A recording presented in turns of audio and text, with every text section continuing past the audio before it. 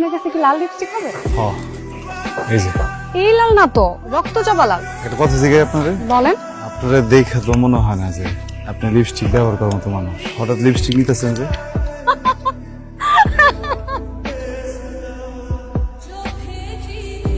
মাশাআল্লাহ। আসলে আমি লিপস্টিক দিই না, আমার ছোট একটা বোন আছে, ও খুব বায়না করলো তাই ওর জন্য নিতে আসছি। এইটা হ্যাঁ হবে।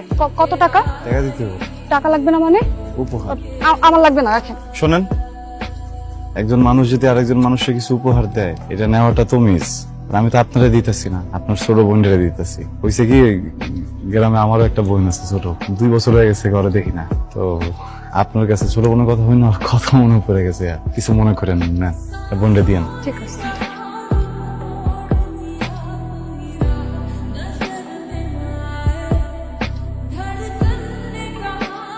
ওর বেদবের জন্য আমি মাফ চাইতেছি আপনার কাছে। আপনারা মনে কিছু নিয়েন না। আপনারা যেটা করতেছেন ওইটা ঠিক আছে, এটা আপনাকে জীবন। ওর জীবনটা তো এমন না, ওর তো একটা তরিকার জীবন, তরিকা চলতে হইব না। এই টুপি কই তো, টুপি পর, বেয়াদবি করে। আসসালামু আলাইকুম। ওয়ালাইকুম আসসালাম। ভালো আছেন? জি ভালো, আপনি ভালো আছেন? আচ্ছা, আমার একটা চিরুনি একটা আয়না দেন তো। হ্যাঁ একটা চিরুনি একটা আয়না।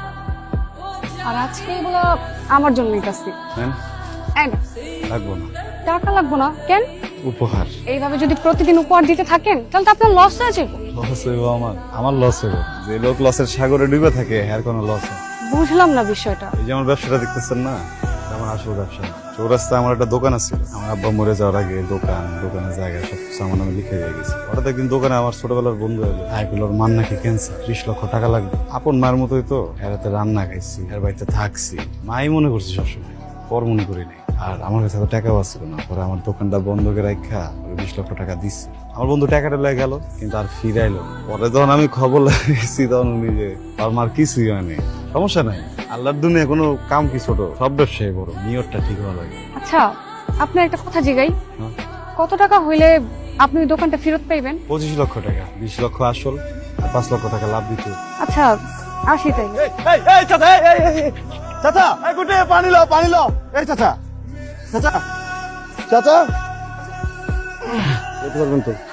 একটা পারবেন যেতে? পারবেন। ঠিক আছে, সাবধানে যান। আজকে আমার মনের মতো একটা ছেলে দেখলাম, আর এই ছেলেটাকে দেখার পর আফসোস হয় আমার কেন এরকম একটা ছেলে থাকলো। বাবা, আমারও না অনেকদিন ধরে একটা ছেলের সাথে দেখা হয়। ছেলেটাকে দেখলেই না বড্ড মায়া লাগে, মনে হয় যাদের সাথে সারা জীবন থাকা যায়। মানে তুই সবসময় নিজেকে গুটিয়ে রাখছিস, একটা অনুশাসনের মধ্যে থাকছিস। এমন সময় এসে এমন কোনো ভুল করিস না যাতে নিজেই তুই কষ্ট পাস। আসসালামু আলাইকুম। কেমন আছেন আপনি?